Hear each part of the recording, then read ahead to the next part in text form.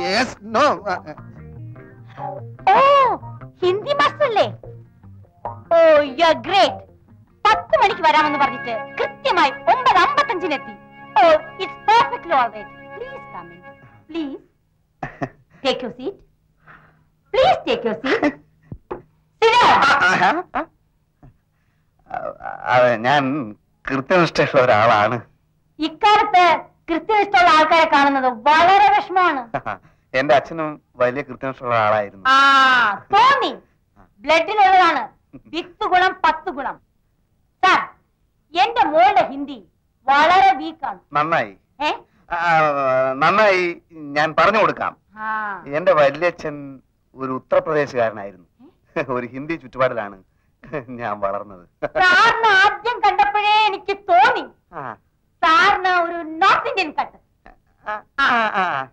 രാജേഷ് ഖന്ന എന്ന് പറയുന്ന ഒരു ഹിന്ദി നടനെ പറ്റി കേട്ടിട്ടുണ്ടോ? കേട്ടിട്ടുണ്ട്. അദ്ദേഹം എന്റെ ഒരു അമ്മാവനാ വകയിൽ. ആണോ? എന്റെ മോൾ ഇത് കേട്ട അന്തം വിടും. വിടട്ടെ. സത്യത്തിൽ രാജേഷ് ഖന്ന അമ്മാവനാണ് എന്നെ ശരിക്കും ഹിന്ദി പഠിപ്പിച്ചത്. അയ്യോ, അപ്പോ എന്റെ മോളുടെ ഭാഗ്യം തന്നെ. സാറിന് വലിയൊരു ഫീസ് തരേണ്ടി വരുമല്ലേ? ഫീസ് എനിക്കൊരു പ്രശ്നമല്ല. എന്റെ സ്റ്റുഡന്റ് വളരെ നന്നായിരിക്കണം. പിന്നെ ഈ ഹിന്ദി ഒരു രാഷ്ട്രഭാഷയാണല്ലോ നമ്മുടെ. ഈ രാഷ്ട്രഭാഷ നന്നായിട്ട് ഇങ്ങനെ പ്രചരിപ്പിക്കുക എന്നുള്ളതാണ് എന്റെ ജീവിത ലക്ഷ്യം തന്നെ. ഒരുപാട് നാളായിട്ട് പറയുന്നതാണ് ഹിന്ദി സാറിന്റെ കാര്യം. ഇങ്ങനെ ഒരാളെ കിട്ടാനായിരിക്കും ഇത്രയും നാൾ വൈകിയത്. പിന്നെ എനിക്ക് എന്റെ സ്റ്റുഡന്റിനെ കാണാൻ നേരമായി.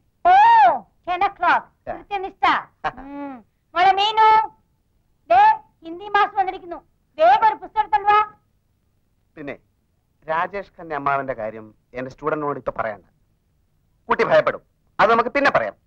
You are right, you are right.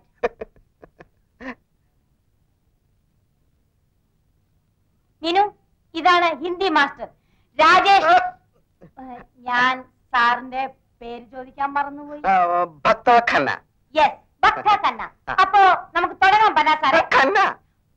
Sorry, Khanna സാറേ. ആദ്യം വെറും പരിചയപ്പെടൽ. സ്റ്റുഡന്റിനെ എനിക്ക് ഇഷ്ടപ്പെട്ടു. നാളെ ക്ലാസ് തുടങ്ങാം. എനിക്കൊന്ന് പ്രിപ്പയർ ചെയ്യാനുണ്ടേ. ഏത് ക്ലാസ്സിലാ? ഫസ്റ്റ് ബികോമിന്. അപ്പോ കുടിക്കാൻ എന്തെങ്കിലും? വേണ്ട, നാളെ കാണാം. ചല, ഞാൻ പോകുന്നു. I